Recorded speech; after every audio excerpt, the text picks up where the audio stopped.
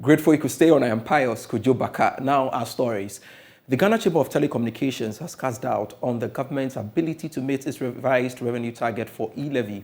The government in the 2022 media budget revised the revenue target for the levy from the initial annual projection of 6.96 billion cedis to 611 million cedis. But speaking on the Joy Business Review, Chief Executive of the Chamber, Dr. Ken Ashigbe, accused the government of what he describes as a discriminatory approach to implementing the tax handle, hence the tendency to miss out again on the target. A lot of the things that we had said, if we had listened, would have been in a better place. So the 6.9 billion did not happen. I'm not too sure the revised target would be met. The E-levy itself has impacted, apart from the challenges that we saw in the third quarter, the turbulence in the market. The E-levy also had a major impact on the digital economy. A lot of investments, fintechs had various investment conversations that because of the E-levy itself did not materialize. And what is happening is that it's not only government that did not make its revenue. The revenues of most of these EMIs and other fintechs also were impacted, which means that with the inflationary pressures that we saw, cost also ballooning, what is going to happen is that most of these businesses might not make the profits that we saw in the prior year. It's really been a difficult year, and the 1% reduction still does not do it. We were hoping that government would have listened to putting a cap on the E-levy as well. So what you saw in 2022 was that volumes dropped, but it did not drop as much as values did. Because for those who send high values, you know that the industry itself is structured in such a way that when you send money beyond a particular limit, for Vodafone, there's no charge. But for MTN, Airtel, Tigo, ZPay, G-Money, when you send above 1,000 CDs, you just pay 7.5. But then if you're saying 5,000, you pay 7.5. But then you'll be paying 75 CDs. And as has been said, there are alternatives. And not only were there alternatives of cash, but the E-levy itself was very discriminatory against a particular channel. The director of the Institute of Statistical, Social and Economic Research, Professor Peter Kojo, has indicated that the government's debt exchange program would lead to a lack of confidence in the banking system. The debt exchange program was introduced to reduce excessive burden created by the country's debt on the economy. Taking his turn during the Joy Business Review, Professor Peter Kojo said the program would lead to more people keeping their monies at home rather than at the banks. We have individual bondholders who rely on the interest income to buy medication. Some are quite a number of pensioners who use this to buy medication. Yesterday I met somebody who had invested so much in bonds and he lives on that for his blood pressure medication. Now he's told he cannot get his money, he cannot get interest payment. So it has repercussions on livelihood, on people's health, etc. In the 80s, when we did the structural adjustment program, there was what we call PAMS card program to mitigate the social cost of adjustment. Yes. You see, this time round, if you are touching individual bondholders, there's nothing. The banks, there's a stabilization fund. What about the individuals, the pensioner, the poor, the many people who have bought private bonds, those who have bought this unit trust and all that? What happens to them? Is there anything to mitigate the cost of adjustment, the cost of this policy? We are not told. I think we need a communication plan. In a crisis situation, you need a crisis communication plan. If you have that plan, you know who to engage. As soon as it happens, who do I engage? At what point? What to do. We need to deploy and have that plan and deploy as and when crisis arises. Unfortunately, we have not done that. What is happening with the debt exchange is going to affect confidence in the banking system. In the 70s and 80s, when government said those with 50 CD notes to bring to the banks and there were interference in the banking system, a lot of people kept their monies at home, and the banking system actually suffered. We are going back to those days. Now people don't know where to invest their money. I meet several people asking me, now, what is safe to invest my money? Where do I go? I think we ought to be careful with this debt exchange program. Meanwhile, the Ghana National Chamber of Commerce and Industry is predicting challenging times for businesses next year. According to its chief executive, Mark Bidwa-Waje, the debt exchange program will bring about limited access to funds for business owners. Which they have handled all these things. I sit back and I wonder whether we just sleep and come out and come and do some of these things. The consultation was basically very poor. Today is like this, tomorrow is like this. When you do that, the confidence is not there. And now it's going to affect savings, it's going to affect investment in the economy. If anybody has money and said, I want to invest, the question is, where do I even invest this money? If I'm a foreigner and I want to, now that we need the dollar, we are not going to get it because people will now sit back and then also measure the risk that they are putting in their money. Even the ones that they have, they say you are not going to get the interest over a period of time. So the debt exchange is if you're able to do it well, I mean, it's one of the conditions set out under the IMF, and we need the money from the IMF. That's the only way out of this difficulty. If you don't get it, the economy, the level that you will get to is 50% of the entire debt is being held by the banks. So if they don't have the money, how do they even give credit to businesses? So next year, I mean, if you don't handle it, it's going to be a difficult situation for business. The monies will not be there, and the ones that are there, you cannot even borrow. But I think that we should do a lot of consultation. Everybody in Ghana, we all know the situation that we find ourselves. We want one way or the other trying to help all of us come out of this bad situation. But you don't impose certain conditions on people that will affect their activities like what we are having. When you do that, the people will fight back. The labor unions, they fought back. They've been able to achieve something. The banks, some way, somehow, because the regulator is also somewhere managing the situation, they are trying to find a way out of this. The stabilization fund that they have established, I don't know to what extent it's going to help in resolving this particular issue. So credit for private sector, definitely in 2023, is going to be affected. And that will definitely affect the activities of businesses. Now, President of the African Investment Group, Dr. Sam Ankra, has urged the government to implement policies to help businesses deal with shocks in these trying times. Most businesses are suffering from the increase in inflation and turbulent economic crisis. Speaking at the Joy Business Review, he said the markets lacked confidence and stability, hence the call on government to support businesses. Going forward, I'm expecting and I'm looking forward to stability. And again, it's not just stability by words. If the market is not stabilized, whatever we do will be yo-yo, and business cannot plan. As I said to you, the flippage of the currency is a huge problem. It cannot be done overnight, but I'm sure a solid proposal to IMF to back them on a pegging situation for a period, just to bring some sanity into the market. It's something that you should research and look into. Because without stability, all these that we're talking about, the fundamentals cannot be built overnight. It will require a process for us to build a fundamental. So once we are looking to close our boundaries from importing so many of these products that we've all talked about, we need that stability.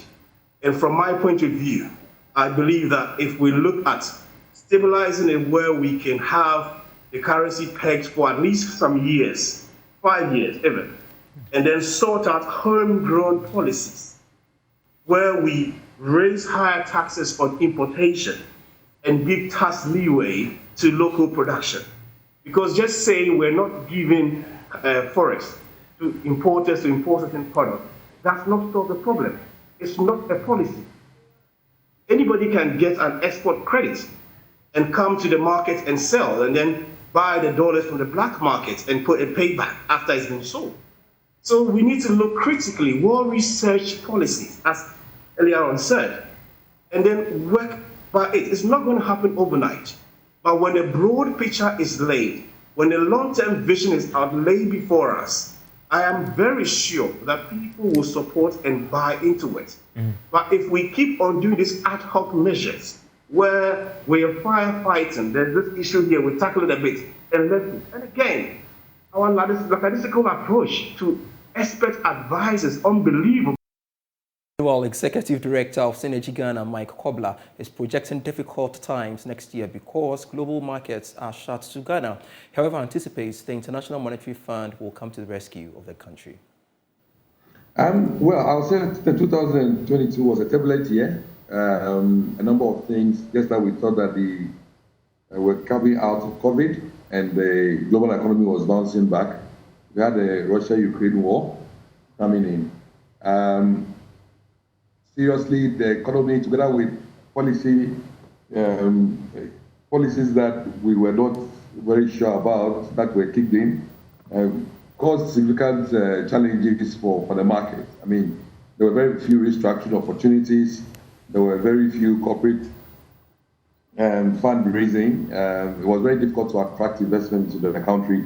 So business was tough. Business was very, very tough for us. The next year is going to be significantly very difficult as well. Looking at where we are today, because the global market is shut towards Ghana, and investors are very shy to bring money into the economy. People are going to still wait and see how the IMF discussions and final conclusions are going to pan out.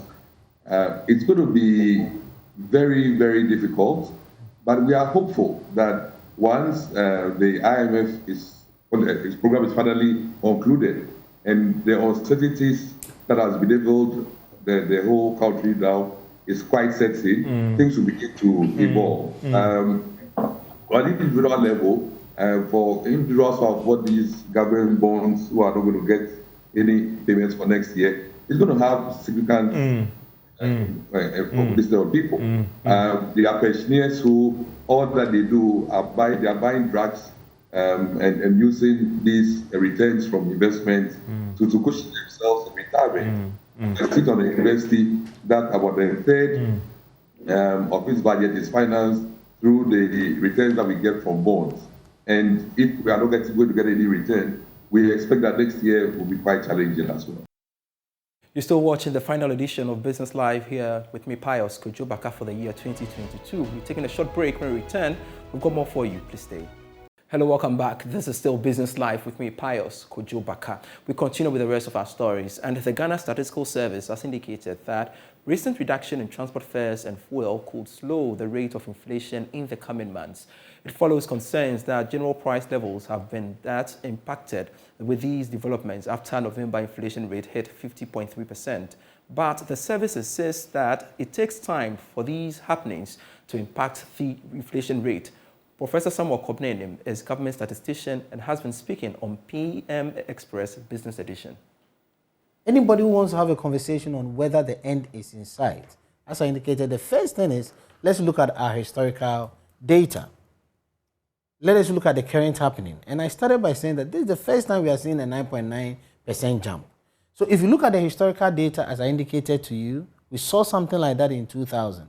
When we saw the 9.9 jump for year-on-year inflation, did we see a peak? And the answer is no, we didn't see a peak, possibly because of the rate of change. Then the second factor I've emphasized we look at is what we saw the same time December last year. That is the base effect. If December last year, the rate was high, then it's going to have an impacting effect on December 2022 by reducing it because your denominator would be high. So that is the base effect.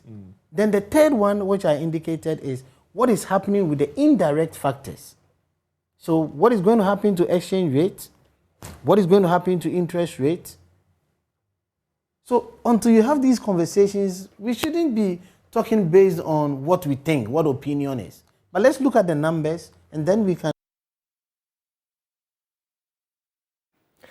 The Ghana Real Estate Developers Association has called on the government to be proactive and develop policies to ensure an affordable housing system.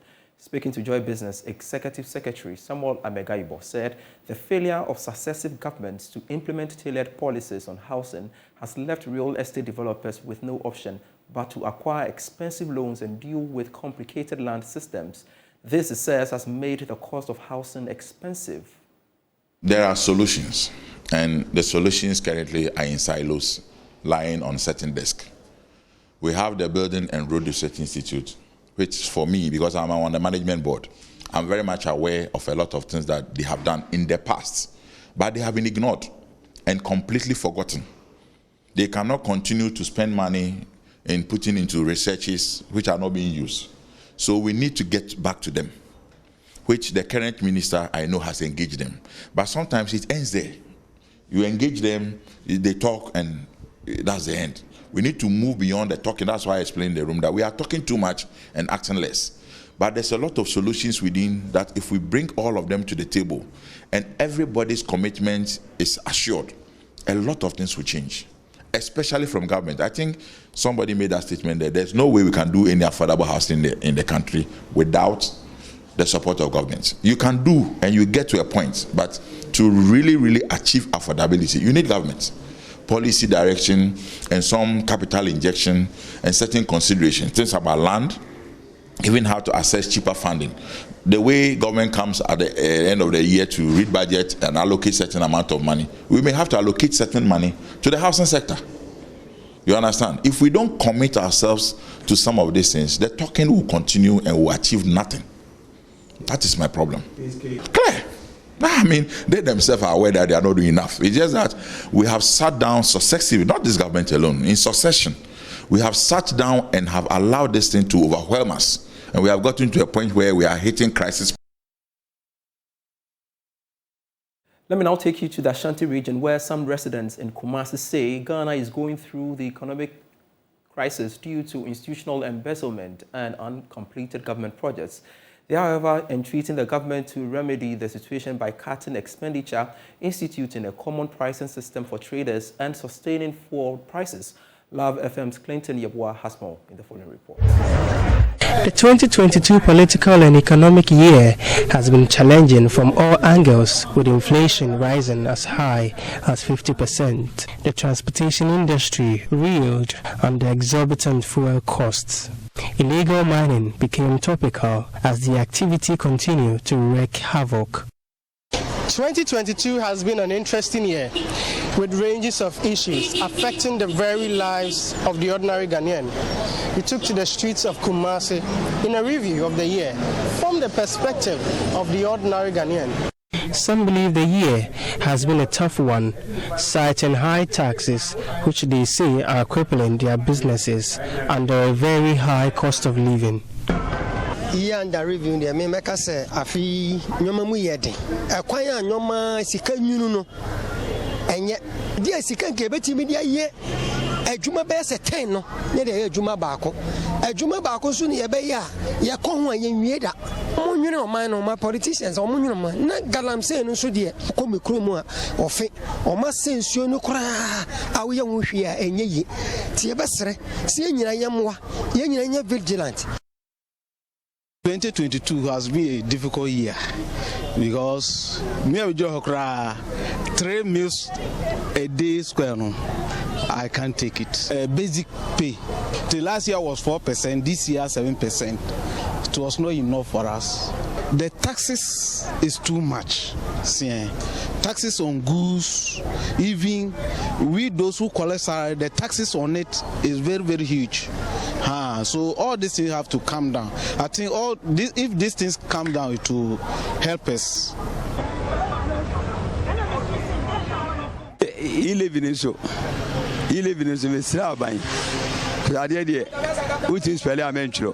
So, and to say, I wish say, well, but the church with an E-levy, no, when it's not about whom chat I didn't. So if we say about E-levy in India, and okay, say, oh, I am for what's our cause at E-levy. E-levy is I don't know, send down here to me. So, send here, we not free. So, 2 years, I say, Jai, so Jai.